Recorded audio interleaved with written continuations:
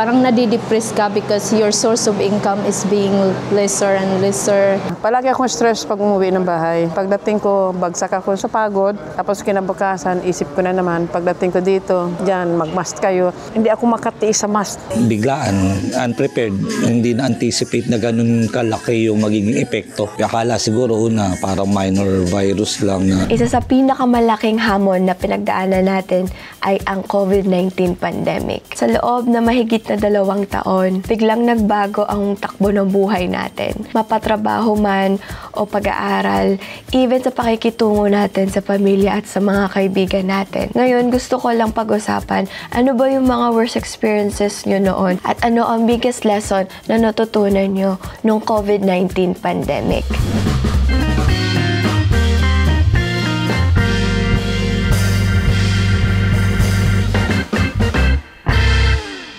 Pinaka-worst dun is yung na-layoff ka. Lahat naman kasi since yung restaurant is nag-close, kahit na ikaw pa yung in charge, so lahat talaga. Normally, we are like very busy sa mga catering dahil may nagbi-birthday, may nagbibinyag, may nagpapakasal. But during pandemic, walang-wala. Emotional stress siguro kasi syempre bawal lumabas. Ang trabaho ko ng live-in caregiver ako. Kumbaga parang depression din, di ba? Kasi sarado lahat. For me as a father, like may 2 anak din ako, so challenging talaga.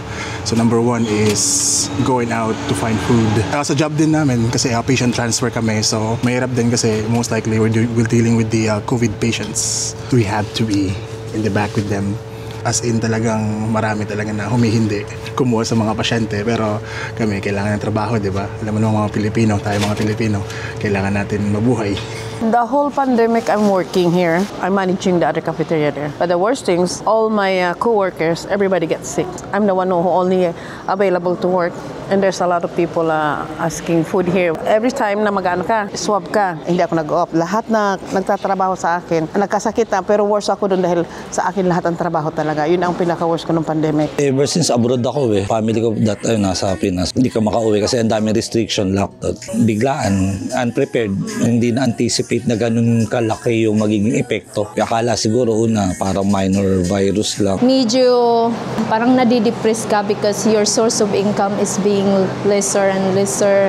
And then it's hard to find work too after the pandemic. Bukod doon, syempre family, hindi ka rin makauwi sa Pilipinas kasi syempre wala namang flight. Worried ka rin sa family mo kasi syempre baka mamaya, di ba, matatanda na yung parents mo. So baka mamaya kung anong mangyari. Yun talaga yung pinaka number 1 na maranasan mo sa mental health Kasi wala kang makita masyado sa labas. Kumbaga lahat sila nakatago. Ikaw na kumbaga nasanay lang, especially city, daming tao. Mahirap talagang buhay dati sa COVID na yun. Pero so far, nalampasan pa rin naman natin kahit paano. Napagod lang ako noon na syempre overpatig na ako dahil nga sa hindi ako nag-off. Tiniis ko naman yun hanggang magbalik na yung mga kung ako magkasakit, magsasara yung cafeteria. Yun lang ang inaasahan dito sa bakery. Yun doon sa pinakadulo doon. Kaya kahit ako'y pagod noon, whatever, trabaho lang ako ng trabaho. May mga support from the government. Then syempre, nakapag-ipon din naman. Pero yun nga, hindi na makatagalan nagsara yung resto 2 months max, nag-resume na rin. Siyempre, pagbalik, kung dati gano'n ka-busy, pagbalik, hindi na gano'n ka-busy. If you work before like 12 hours, mga 8 na lang. After pandemic, bumabalik sila but they do just small orders. I guess because yung mga bilihin, nagmahal talaga. As you can see, like triple yung mga prices, right? Live-in caregiver ako, so parang hindi naman ako kagaya ng iba na talagang na-overwork sila sa workload nila, di ba?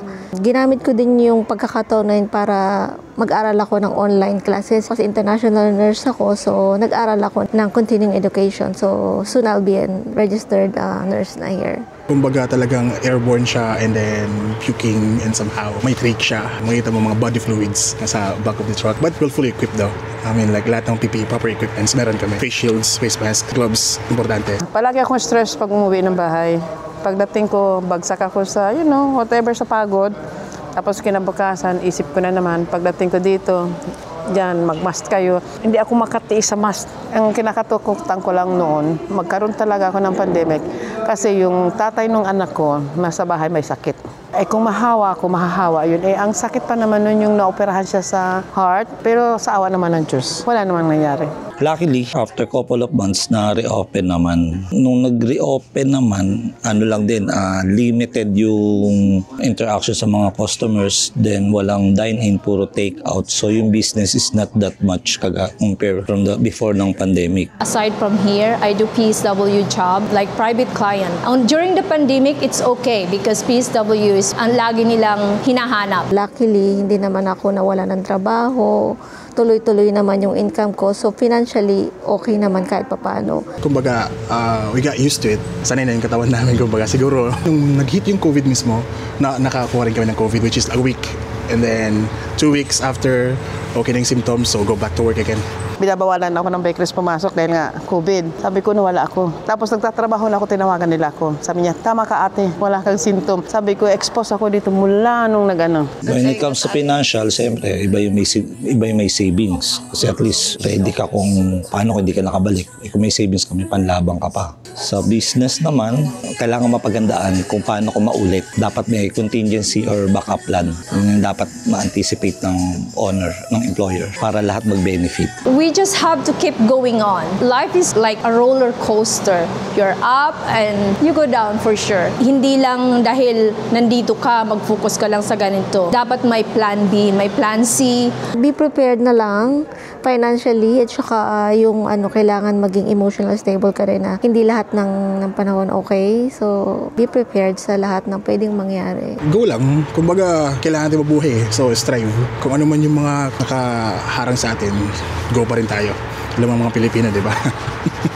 Dapat humanda ka dahil nga hindi nga natin alam yun. Mula nung nagkano nun, para kang hindi mo maintindihan kung kailan pupunta sa'yo, mag-ingat lang. For me, parang ang laking naging part nitong pandemic kasi parang lahat ng tao naging mature. Mas lalo silang naging sensitive sa mga bagay na nasa paligid nila. Nagkaroon ng time ang lahat mag-reflect and ma-realize din yung mga bagay na nagawa nila from the past and sa magiging future na parang mas naging open sila. Nakakalungkot lang kasi may mga tao ding nawala, may mga tao ding nag-suffer nung pandemic. Ang gusto ko lang iparating is that kailangan maging handa tayo palagi kasi hindi natin alam ang mundo kung anong mangyayari. Wala tayong alam doon kundi si God lang.